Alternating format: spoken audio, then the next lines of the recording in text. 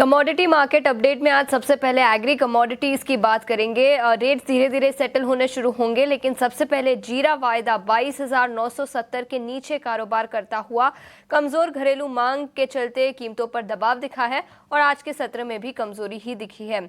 धनिया की बात करें तो 7,380 के करीब, पिछले सत्र में करीब 1.5% की गिरावट दिखी थी, तो धनिया वायदा 7,400 के नीचे कारोबार करता हुआ। हल्दी 14,400 के करीब ऊपरी स्तरों से लगातार बिकवाली हावी यहां पर भी दिखी है। ग्वारगम और ग्वार सीड की बात करते हैं। सबसे पहले ग्वारगम 9,650 के करीब, एक्सपोर्ट्स को लेकर चिंता बरकरार यहां पर। वही ग्वार सीड 5,060 के करीब, पुराने स्टॉक की आवक से यहां पर असर दिखा है। कैस्टर सीड की बात करें तो 6,250 के आसपास कारोबार करता हुआ। इंडस्ट्रियल मांग कमजोर है, जिसके चलते कैस्टर सीड के डिमांड में सुस्ती दिखी है। पाम ऑयल 4,150 के पास, भारत और चीन की मांग से सपोर्ट मिला है, जिसके चलते यहां पर तेजी दिखी है। पाम ऑयल की हम बात कर रहे हैं। कपास और कपास खली पर भी नजर डालते हैं। सबसे पहले कपास 1470 के पास, आइस कॉटन 68 सेंट्स के आसपास कारोबार करता हुआ। वही कपास खली की बात करें तो 2,960 के नीचे, खपत और मांग कमजोर है, जिसके चलते यहां पर भी कमजोरी दिखी है। मेथा ऑयल की बात करें तो 920 के नीचे कारोबार करता हुआ और सीमित दायरे में ही पिछले कुछ दिनों से कारोबार यहां पर दिखा है, लेकिन लाइव रेट्स आने शुरू हो चुके हैं। और सबसे पहले जीरे की बात करते हैं। यहां पर 1% से ज्यादा की कमजोरी आज के सत्र में दिखी है। और आज कमोडिटी मार्केट पर रणनीति बताने के लिए हमारे साथ भाविक पटेल जुड़ चुके हैं। भाविक जी, बहुत बहुत शुक्रिया समय निकालकर ईटी नाउ स्वदेश पर जुड़ने के लिए। एग्री कमोडिटीज की बात करेंगे, लेकिन उसके पहले सोने और चांदी पर आपकी राय लेना चाहूंगी। ऑल टाइम हाई लेवल से मुनाफा वसूली दिखी है और आज भी सुस्ती के साथ ही सोना कामकाज करता हुआ। सोने और चांदी पर किस तरह की ट्रेडिंग रणनीति होगी आपकी? गुड मॉर्निंग श्वेता जी।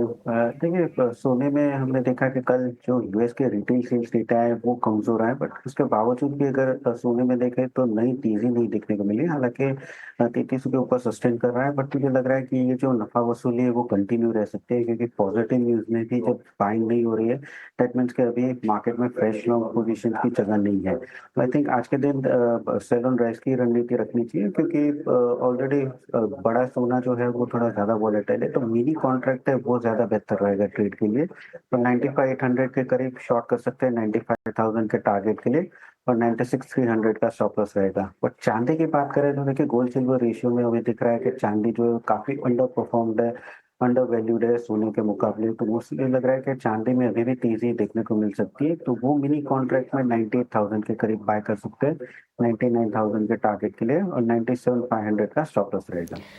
ठीक है, तो ये नज़रिया सोने और चांदी पर, जहां पर बिकवाली की राय आती हुई 95,000 तक के लेवल्स यहां पर नजर आ सकते हैं। 96,300 का स्टॉप लॉस बनाने की सलाह।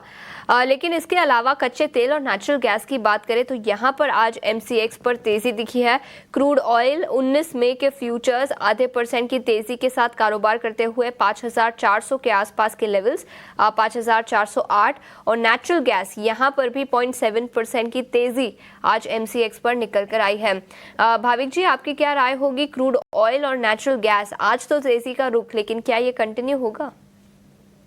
क्रूड ऑयल में मुझे लग रहा है कि तेजी शायद थोड़ी और सस्टेनेबल हो सकती है, क्योंकि ईरान और यूएस के बीच में जो बात चल रही है उसमें अभी भी यूएस बोल रहा है कि शायद सैंक्शंस लग सकते हैं, तो ओवरऑल वो एक नेगेटिव फैक्टर है। तो मुझे लग रहा है कि थोड़ा पॉजिटिव क्रूड में हम देख सकते हैं। और वैसे भी हमने देखा कि जब तक 5200 के नीचे जाता है तो वहाँ पे सस्टेनेबल नहीं है। तो इंट्राडे मुझे लग रहा है एटलीस्ट 5500 तक के हम लेवल अपसाइड देखने को मिल सकते हैं। तो आई थिंक 5400 का जो कॉल ऑप्शन है वो ज्यादा बेहतर रहेगा बाय के लिए, जो 185 के करीब बाय कर सकते हैं 265 के टारगेट के लिए, और इंट्राडे स्टॉप लॉस रहेगा 150 का। नेचुरल गैस की बात करें तो नेचुरल गैस के फंडामेंटल सारे वीक है, तो मुझे नहीं लग रहा है कि यहाँ पे ज्यादा हमें तेजी देखने को मिल सकती है। इनफैक्ट डाउन साइड 220 तक भी आ सकता है। तो नेचुरल गैस में 250 का जो पुट ऑप्शन है वो बाय कर सकते हैं अराउंड 10, टारगेट रहेगा 15 का और स्टॉप लॉस रहेगा 7 का। तो क्रूड में बाय करके चल सकते हैं, नेचुरल गैस में बेच के चल सकते हैं। ठीक है, तो ये नज़रिया कच्चे तेल पर 265 तक के लेवल्स नज़र आ सकते हैं और इसके अलावा नेचुरल गैस की बात करें तो यहाँ पर भी राय आती हुई भाविक जी से। लेकिन इसके अलावा इंडस्ट्रियल मेटल्स की बात करते हैं। एल्यूमिनियम अप्रैल वायदा हल्की सी तेज़ी के साथ कारोबार करता हुआ 235 के आसपास। लेड में तेज़ी दिखी है, लेकिन कॉपर और जिंक में आज सुबह सुस्ती निकल कर आई है। इंडस्ट्रियल मेटल्स पर आपका किस तरह का नज़रिया होगा और कोई ट्रेड बनेगा जिंक, लेड, कॉपर, एल्यूमिनियम यहाँ पर? देखिए, एल्यूमिनियम है वो थोड़ा लैगर्ड है, वहाँ पे हमने तेजी नहीं देखने को मिली है। बाकी अगर कॉपर और जिंक की बात करें तो आई थिंक वहाँ पे तेजी देखने को मिली है।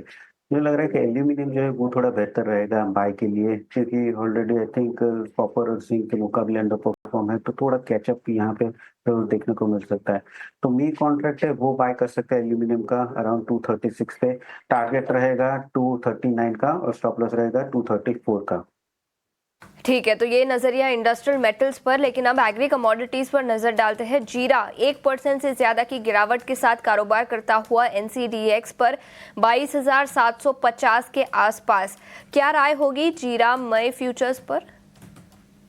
देखिए, जीरे में अगर हम देखें तो अभी कैरी ओवर स्टॉक के बाद डिमांड जो है वो काफ़ी वीक है। चाइना से अगर डिमांड आती है तो थोड़ी पॉजिटिव रहेगी, वरना मुझे लग रहा है कि ये जो नीचे के डाउन साइड है वो कंटिन्यू रह सकते हैं। 25,000 के ऊपर तो अभी नहीं लग रहा कि सस्टेन कर पाएगा।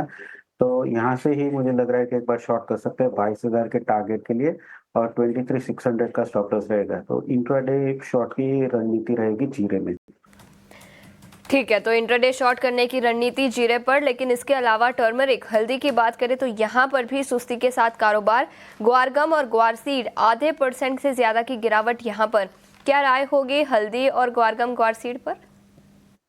हल्दी में अब देखिए सारे स्पाइस कॉम्प्लेक्स में थोड़े बहुत नफा वसूली हो रही है, इसीलिए हल्दी में भी हमने थोड़ी नफा वसूली देखने को मिली। बट इस पर अगर सप्लाई देखें तो काफी टाइट है, तो यहाँ पे मुझे नहीं लग रहा कि ज्यादा हमें करेक्शन देखने को मिल सकता है। तो यहाँ पे थोड़ा वेट करिए, 14,000 के करीब एक बार आता है तो बाई कर सकते हैं 15,000 के टारगेट के लिए। स्टॉप लॉस रहेगा 13,600 का। गोआ सीड की बात करें तो देखिए इस पर डिमांड जो है वो कम है, कैश स्टॉक ज्यादा है, तो उसकी वजह से लगातार हमें सेलिंग प्रेशर देखने को मिल रहा है। बट यहाँ से अभी ये पोजीशन आ चुका है कि जहाँ पे रिस्क रिवॉर्ड फेवरेबल नहीं है शॉर्ट के लिए। आरएसआई भी देखे तो काफी ओवरसोल्ड मार्केट आ चुका है। तो मुझे लग रहा है कि यहाँ से अगर लॉन्ग नहीं कर सकते तो शॉर्ट अवॉइड करना चाहिए। तो आई थिंक 1 से 2 दिन दोनों काउंटर पे थोड़ा अवॉइड कीजिए, क्योंकि काफी ओवरसोल्ड है। बाय की कन्विक्शन नहीं लग रही है, सेल अभी यहाँ से नहीं लग रहा है। तो ये दो गुआसीड और गुआरगम जो है वो अवॉइड करना चाहिए। हल्दी में बाय कर सकते हैं।